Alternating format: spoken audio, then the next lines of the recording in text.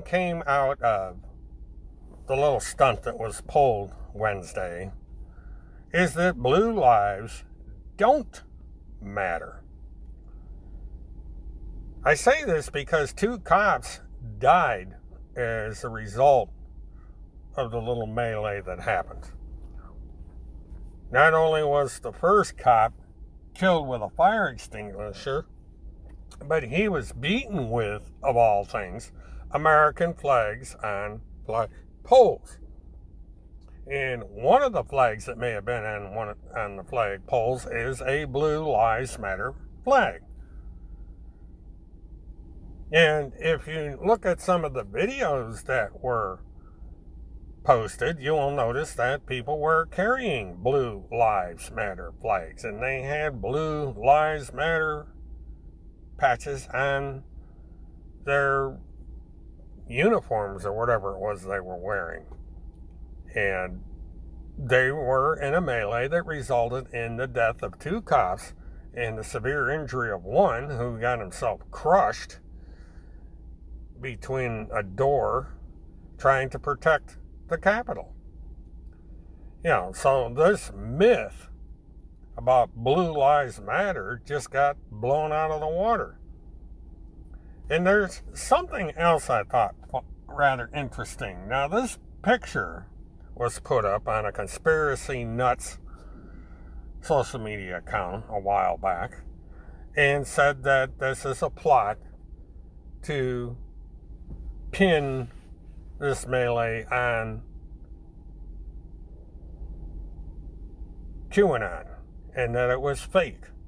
And they showed this green screen photoshopped image that they had made and said, see, this is fake or could be fake or was fake. As if to try and say that, QAnon wouldn't engage in this kind of behavior, even though if you were to go over onto Parler and onto 8chan and some of the dark websites, you would see thousands upon thousands of posts by different people about doing exactly what happened. And these posts are still being made. This has not stopped. There is going to be more violence. It's in the works. There are talks of marches on the 17th and the 19th. There are talks about rebellions going on in all 50 states. Everybody's on heightened alert. And it will look like it is going to take the use of lethal force against these people to get them to calm down and stop this crap. Because this is not a kid's game anymore. This is not going around with silly signs or silly costumes. This is risking your life for a cause that people are saying doesn't exist. That instead of being QAnon, you're being labeled as Antifa. So you're wasting your time.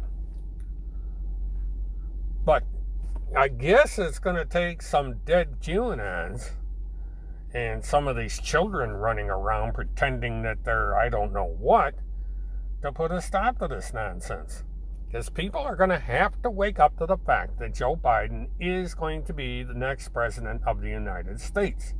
And that when Joe Biden and the Democrats get into office, things are going to be a hell of a lot better for everyone, including those that did not vote for Joe Biden.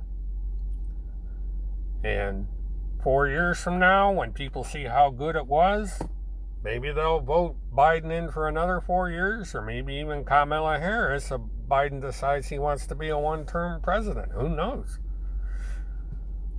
But I would really be surprised if a Republican were able to get into office in 4 years from now. I think people have learned their lesson and that the Republican Party is going to have to be marginalized for decades to come because they did not learn their lesson this time around, and they are too dangerous to have around.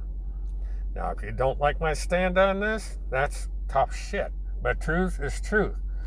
All you need to do is keep looking at the videos that have come out over the past few days to realize that the Republicans don't care. They are sitting by and saying, oh, let's forget about it, shake hands, and unify and not do anything about it. And that cannot stand.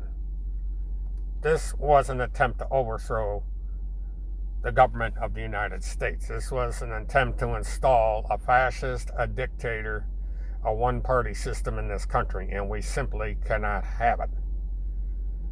You know, people have to grow up and realize how perilously close we are to losing one of the best forms of government ever created by man. And if we don't wake up, we're going to lose it, and we'll never get it back. This is William K. Murtaugh, Mert Witness 1. Have a good one.